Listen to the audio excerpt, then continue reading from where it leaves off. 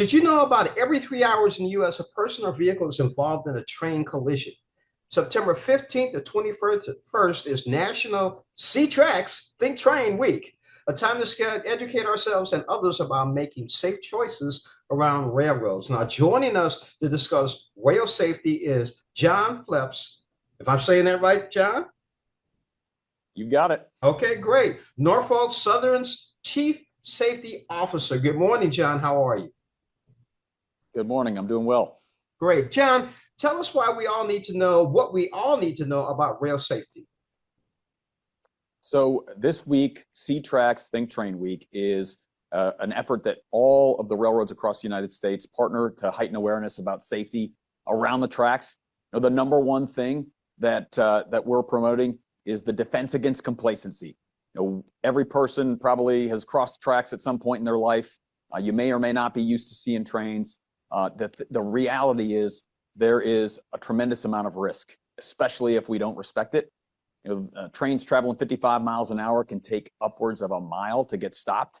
So if you find yourself in a compromising position, whether you're in a vehicle or you're on foot, odds are if you see a headlight, that train is not going to be able to stop before it gets to where you're at. So ensuring that you're not in the wrong place at the wrong time is so important, and that's what C-Tracks Think Train Week is all about.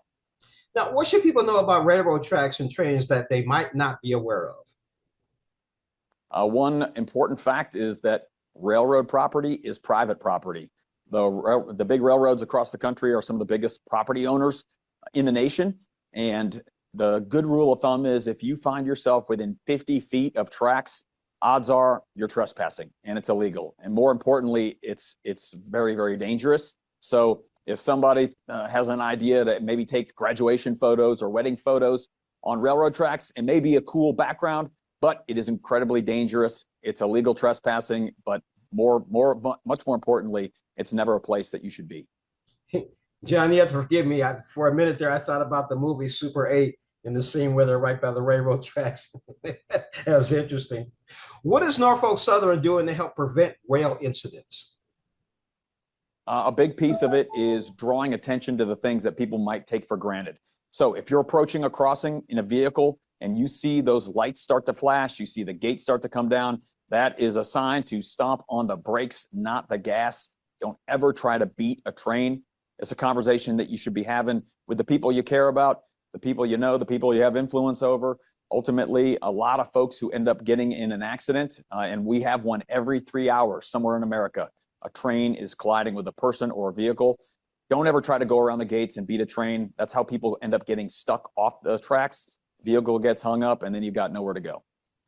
If someone sees an issue on a track, what should they do? Great question. So at every single grade crossing in America, there is a little blue sign. It's called the ENS sign, Emergency Notification Sign, and it has two really, really important pieces of information. The first is a phone number that is going to pipe you straight into that railroad operator's dispatch center.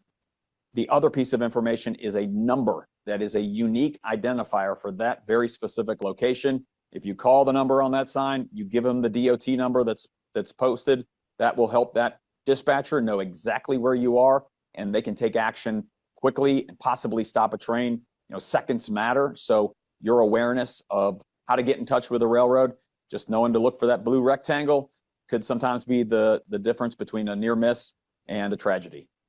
Now, where can our viewers go to learn more about rail safety? So a couple places. You can check out our website, norfolksouthern.com/rail safety. You can also go to Operation Lifesaver's website at oli.org. There are a ton of great resources available. Let's speak with John Phillips. He is Chief Safety Officer for Norfolk Southern Corporation. He's also got a Bachelor of Engineering degree in Civil Engineering from Vanderbilt University. So, John, how do you think the team's going to do this year? Hey, I was rocking my Vanderbilt swag yesterday for the first time in a long time. Very, very proud of our 3 W's in a row. So rooting for the Doors this year. There we go. John, thanks for joining us on Morning Blend. Thanks for having me.